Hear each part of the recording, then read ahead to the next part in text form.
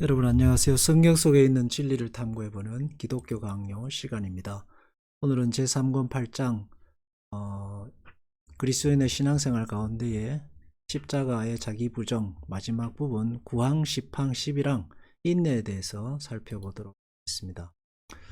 성경에서 말하고 있는 그 인내의 가장 큰 특징은 뭐냐 하면 감정을 절제하거나 혹은 철인이 된다는 의미가 아닙니다. 성경에서 말하고 있는 인내라는 것은 하나님의 시간입니다. 하나님의 시간. 하나님께서 우리를 연단하시고 만들어가는 시간이기 때문에 인내가 소중한 겁니다. 만약 하나님께서 우리가 인내하는 시간 동안 개입하시고 하나님께서 우리를 연단하시고 우리를 만드시지 않는다면 그 인내의 시간이라는 것은 신앙적으로는 아무런 의미가 없습니다. 오히려 더 교만해지고 오히려 하나님과 멀어지고 오히려 자기 의만 쌓는 시간이 될 뿐입니다. 그래서 성도의 인내가 복된 이유는 하나님이 그 시간 동안 일하시고 우리를 다듬으시고 하늘의 비밀을 여시고 하나님이 어떤 분이신가를 우리에게 밝히 보여주시기 때문에 그 인내의 시간이 복된 시간이 되는 것입니다. 그렇기 때문에 인내하는 그 과정이 세상적인 윤리나 도덕적인 그런 모습이 아니다라는 것을 우리가 알아야 됩니다. 대표적으로 인내는 감정을 억제하는 것이 결코 아닙니다.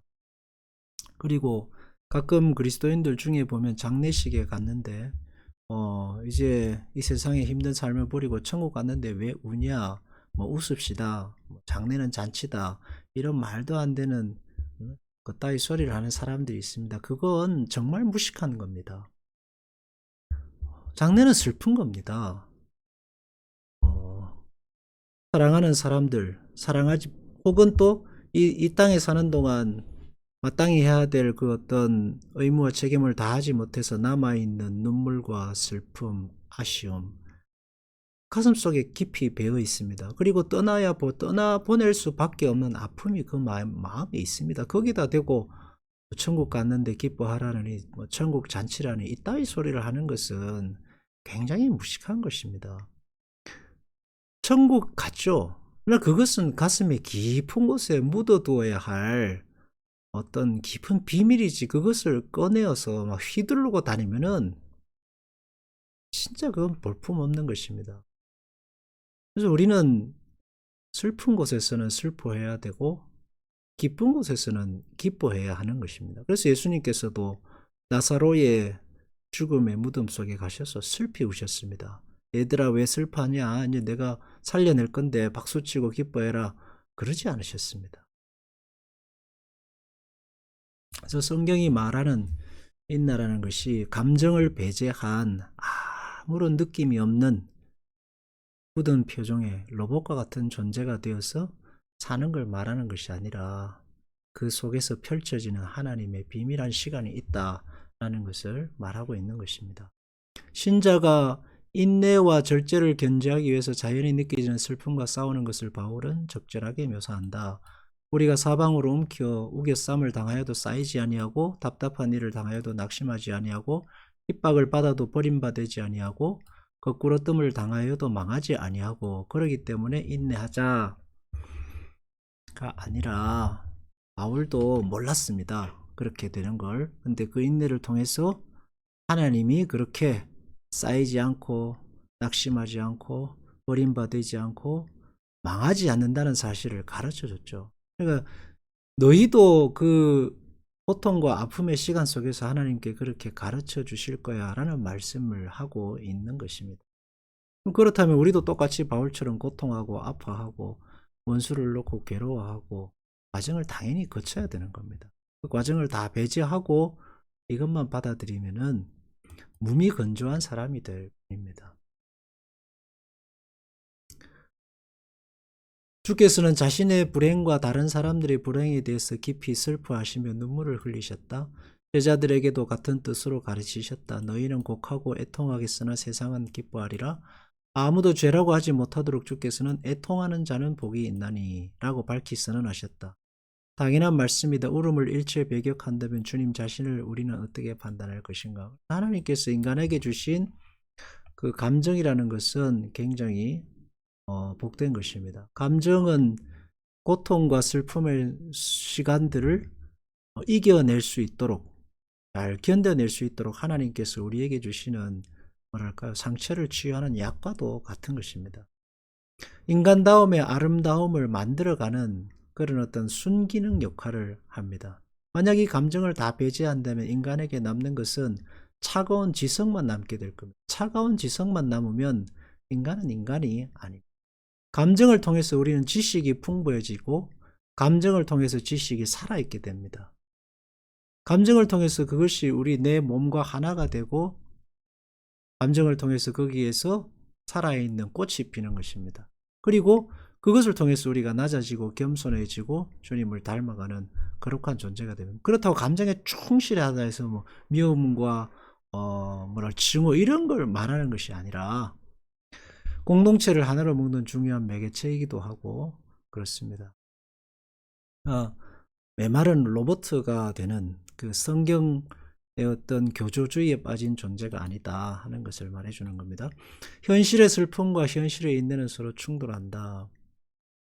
가혹한 불행이 괴롭혀도 굴복하지 않고 비통한 일이 있어도 영적 기쁨이 넘치고 불안에 눌려도 하나님의 위안으로 소생하여 용기를 회복하는 성도의 인내를 성경에서 칭찬하는 것은 사실이다. 그러나 참는 동안에도 성도의 마음속에서는 인간성이 배치된다고 느끼는 것을 피하며 무서워하는 자연적인 심리와 여러 가지 곤란까지도 헤쳐가면서 하나님의 뜻을 따라 전진하겠다는 경건한 뜻이 서로 싸우고 있다. 서로 배치된다는 거죠. 현실은 슬픔이지만 그러나 그것을 딛고 살아야 하는 그 의무와 책임들이 서로 배치되고 싸우고 있다 하는 것을 말하고 있는 것입니다. 사실 인간에게 일어나는 희로애락의 감정들은 하나님이 주시는 놀라운 은혜입니다. 한 예로서 들어서 그 영양분만 다 이렇게 추출해서 만든 영양제를 한번 생각해 보십시오. 영양제 먹으면 몸이 건조합니다. 맛이 없어요. 근데 사람은 영양제만 먹고 살 수는 없거든요. 요리된 음식은 바로 이 감정과 환경과 고통과 즐거움, 이 모든 것이 포함된 것과 마찬가지입니다. 거기에는 맵고 쓰고 시고 달고 한 오묘한 맛들이 있습니다. 그 맛이 풍미를 더하고 그 맛이 우리의 식욕을 돋구고 하는 것처럼 이 감정은 우리가 하나님과의 관계를 더 깊게 하고 하나님과의 관계에 풍미를 더한다. 물론 싸우죠. 성경 말씀은 기뻐하라 하지만 우리의 감정은 슬픔. 논리적으로 볼 때는 잘 견뎌하지만 그렇지 못하는 우리의 이 모습들이 서로서로 얽히고 설키면서 신자로 만들어지는 과정이 됩니다. 인간성을 벗지 못한 그로서는 서로 반대되는 두 가지 의지에 끌렸다 했는데 이것은 베드로를 말하는 것입니다. 인간적으로 베드로는 십자가를 지기 싫죠. 그러나 신앙적으로 가야 할 길이기 때문에 그것에서 고민하며 갑니다. 앞으로 당할 참혹할 죽음을 생각하면 공포심을 못 이겨 도망하고 싶었을 것이다. 그러나 동시에 그것이 하나님의 명령임을 생각하고 자신의 공포를 극복하고 딛고 일어서서 기꺼이 또 즐겁게 죽임을 당했다라고 했는데 기꺼이 즐겁게 죽임을 당했다는 부분은 정답을 말하는 거라고 생각하고 죽을 때까지 아마 베드로는 굉장히 고통스럽고 고민했을 것입니다. 그래서 성경에서 말하는 기쁨이나 즐거움이나 행복이나 온유나 희락과 같은 것들은 그 반대되는 부분이 하나도 없는 기쁨, 온유, 즐거움, 희락이 아닙니다. 처음 신앙생활 할 때에 예수님을 믿으면 기쁘다 했는데 나는 왜 이렇게 슬픈 일이 많은가 하는 이런 것들로 굉장히 고민한 적이 있습니다. 대부분의 사람들은 그런 걸로 고민하지 않겠지만 저는 굉장히 고민했습니다. 항상 기뻐라 했는데 항상 기쁘지 않거든요. 굉장히 고민되고 우울한 시간들이 많고 그랬습니다. 왜 나는 그럴까? 그러면 내가 신앙되고 뭔가 잘못된 것인가 하는 그런 생각을 했던 적이 있었습니다. 아닌 것이죠. 즐거움은 즐겁지 않은 일을 동반합니다. 사랑은 미움을 동반하고 희락은 그 반대 부분, 아픔을 동반하게 되는 것입니다. 그 많은 반대편에 있는 것들을 동반하지만은 그러나 그 가운데서도 기뻐하고 즐거워하고 온유하고 행복해야 할 이유를 찾게 되는 것이 신앙입니다. 하나님이 그 이유를 발견하게 하시는 것이 신앙의 세계인 것입니다. 그래서 우리가 복된 것이 신앙의 길이다 하는 겁니다. 아무리 죽음의 상황에 처하고 저주받은 상황에 처해도 그곳에서 기쁨의 이유가 남아있는 것이 신자의 복입니다. 그게 바로 욥이 가르치는 그 모습이고, 요셉이 보디발의 집에, 형들에게 팔려서 보디발의 집에 가고 죄수로 떨어지면서 다윗이 도망을 다니면서 발견하게 되는 그런 어떤 신앙의 가치였던 것입니다. 신앙이라는 것은 99%가 슬퍼하고 증오로 쌓일 이유로 가득한데도 1% 하나님이라는 그 존재의 1%가 그 99%를 뒤바꿔 버리는 그런 세계가 신앙의 세계인 거예요. 현실의 슬픔과 현실의 인내는 서로 충돌한다. 우리가 처한 역경은 가혹하게 우리를 괴롭힐 것이고 우리는 병고로 신음하고 불안해하며 건강을 갈망하게 될 것이다. 가난에 시달려 걱정과 슬픔에 가슴이 아플 것이다. 치욕과 멸시와 불법적인 처사를 당할 것이다. 사랑하는 자들을 묻으면서 자연히 흐르는 눈물을 억제할 수 없을 것이다. 그러나 결론은 언제나 주의 뜻이니. 근데 이 결론이 언제 나오느냐 하면은 우리가 살아가고 있는 동안에는 모든 100%의 결론을 다 알 수는 없을 겁니다. 그 결론이 전 인생의 과정을 통해서 조금씩 그 베일이 벗겨지겠죠. 그 베일이 벗겨지고 그 베일이 벗겨지는 과정을 통해서 우리가 하나님을 알아가고 또 나 자신을 알아가게 되는 과정이 될 겁니다. 인내에 대한 철학적 견해와 기독적 견해. 십자가를 지는 가장 중요한 이유를 하나님의 뜻을 생각하는 데서 발견한 우리는 철학적인 인내와 기독교적인 인내의 차이를 간단히 정의하겠다. 철학적 인내와 기독교적 인내의 가장 큰 차이점은 뭐냐 하면, 철학적 인내는 자기 의지, 자기 의를 통한 인내입니다. 그러나 기독교적 신앙의 인내는 뭐냐 하면 하나님이 만들어 가시는 인내입니다. 가장 큰 차이점입니다. 그래서 사실 신앙적 인내에 있어서는 인간의 의지적 인내가 무너지는 지점에 갑니다. 하나님은 역설적이게도 인내의 과정을 통해서 우리를 무너뜨립니다. 그러나 철학자들, 소위 말하는 율법주의자들, 세상의 어떤 처세론자들은 의지와 인내를 끝까지 붙들고 놓지 않는 자만이 목표에 도달한다고 말합니다. 성경은 반대에 있습니다. 인간이 인내하고 의지적으로 살겠지만, 그러나 인간의 인내와 의지는 결국은 무너질 것이다 라는 게 성경의 인내의 종착점입니다. 그리고 하나님이 하나님의 되심을 드러내시는, 하나님이 계시하고 나타내시고 나시고 하나님이 찾아오시는 그 순간에 인간은 그 인내의 빛을 보게 될 것이다 하는 것이 성경의 말씀입니다. 그러니까 세상 철학자들의 인내의 주인공은 사람이지만 성경에서의 인내의 주인공은 하나님이 되시는 겁니다. 완전히 100% 다른 거죠. 하나님 없는 인간의 인내는 결국은 하나님을 몰아냅니다. 하나님이 무슨 소용이냐라는 곳에 가게 되죠. 하나님 없이 성공한 자기 의지가 강한 사람들은 하나님을 찾지 않습니다. 욥이 가르치는 인내라는 것은 결국은 그래서 욥의 인내가 아니라 욥은 인내에 실패합니다. 욥기 한 3장인가 4장까지만 욥이 인내했다가 나오고 그 다음부터는 불평과 불만과 이해할 수 없다는 말로 가득합니다. 욥은 인내에 실패했습니다. 도덕적, 의지적 모든 것이 다 무너졌죠. 그런데 그 무너지면서 욥이 보게 된 것은 뭐냐 하면 하나님의 시간입니다. 하나님의 섭리고 하나님의 뜻입니다. 그러니까 인간의 의지와 인간의 그 자아와 인간의 열심이 완전히 무너져 버리죠. 그리고 그 무너지면서 구름이 그치고 거기서 하나님의 비밀이 드러나는 것입니다.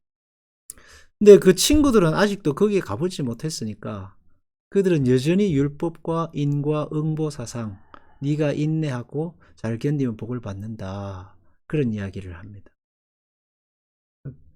더 깊은 자리까지, 인간의 인내는 결코 무너질 수밖에 없다는 더 깊은 자리까지 못 가는 거죠. 그래서 우리가 신앙 안에 고통하고 아파하고 때로는 세상이 사는 것이 힘들어서 무너지고 쓰러져도 하나님이 결코 우리를 놓지 않으신다는 그 놀라운 섭리에 이르게 되는 겁니다. 하나님의 뜻은 첫째는 의와 공정이요 다음은 우리의 구원을 위하신다는 것이다.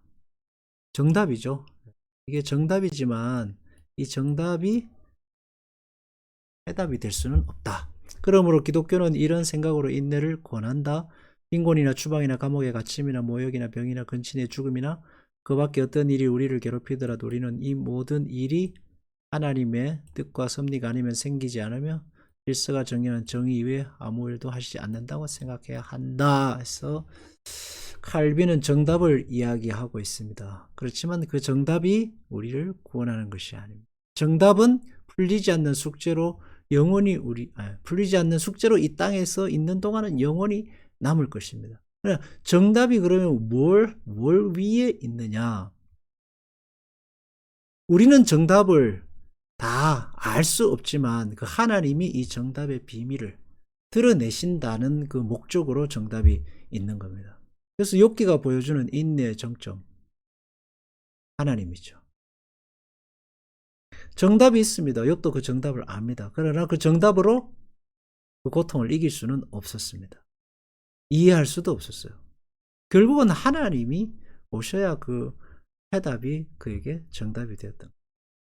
그러니까 우리는 평생 풀리지 않는 정답을 안고 사는 사람들입니다. 정답인데 내가 다 풀 수 없는, 아무리 풀려고 해도 풀어지지 않는 문제를 가지고 있는 게 우리입니다. 그게 성경의 진리입니다. 그게 이제 시간이 지나고 살아가면서 하나님이 우리에게 그 문제 해답을 풀어서 우리 심령 속에 그 답지를 조금씩 새겨 나가시는 것이 신앙의 과정이다. 정답이죠. 그러니까 이렇게 그렇지만 이 정답을 따라 사라지는 것은 아닙니다. 하나님이 이 정답을 따라 가는 길을 우리에게 인도해 가시는 것. 신앙의 세계입니다. 고난을 참고 견딜 때 우리는 필연성에 양보하는 것이 아니라, 이 말은 뭐냐면 뭐 다른 방법이 없기 때문에 그렇게 하는 것이 아니라 우리 자신의 유익에 동의하는 것이다. 그 모든 것이 나에게 유익하기 때문에 그 고난 속에서도 갈 길을 가는 거죠. 이렇게 생각한다면 십자가를 지고 가는 동안 우리가 자연히 가혹함을 느끼며, 십자가는 억울한 거니까 당연히 가혹합니다. 우리의 마음이 아무리 아프더라도 동시에 영적인 기쁨이 우리 마음에 가득할 것이다.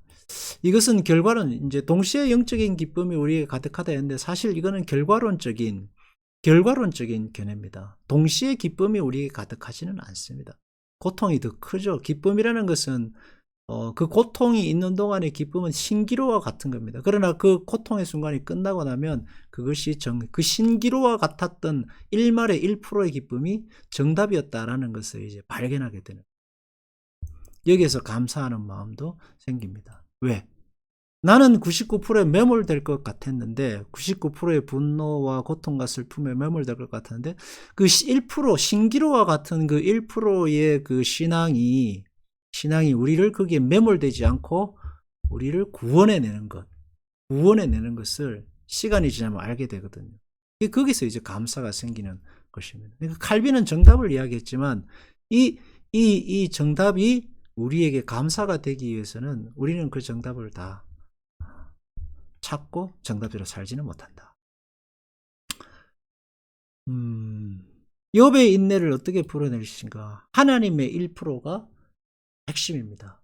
내가 아파할 때 하나님은 뭐 하시냐? 나를 그냥 죽여달라. 그러죠, 여러분. 아무리 아파도 문제가 해결되지 않습니다. 죽는 것밖에는 해결점이 없다. 그 말은 정답을 모르는, 정답을 알고 있지만 그거를 풀지 못했다는 얘기거든요. 근데 그 하나님의 1%가 남아있단 말이죠. 그 1%가 결국은 90%를 푸는 열쇠였던 것입니다. 그리고 그 1%가 우리를 붙들고 그 1%가 우리를 신앙의 길에 서게 하고 결국은 죄에서 빠져나와 신자의 길로 가게 하는 것이 핵심이 되는 겁니다. 그 1%가 이제 하나님이고, 하나님이 없는 사람은 결국은 자기 의에 충만한 신자가 됩니다.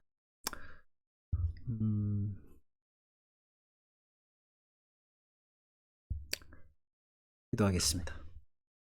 주님, 이 세상의 고통과 아픔과 차마 견딜 수 없는 많은 문제들이 우리를 짓누르고 있습니다. 아직도 우리는 그 해답을 다 알지 못합니다. 그러나 하나님께서 우리의 살아가는 인생을 통해 조금씩 가르쳐 주실 것입니다. 그 일들을 통해 하나님이 신앙을 만들어내실 것입니다. 주님, 우리를 이끌어 주시고 인도하셔서 하나님의 놀라우심을 깨우치고 우리는 깨어지고 낮아지는 신앙에 이르게 하소서. 나의 의지를 자랑하는 신자가 아니라 하나님의 크심을 자랑하는 참 신자가 되소서. 예수님 이름으로 기도합니다.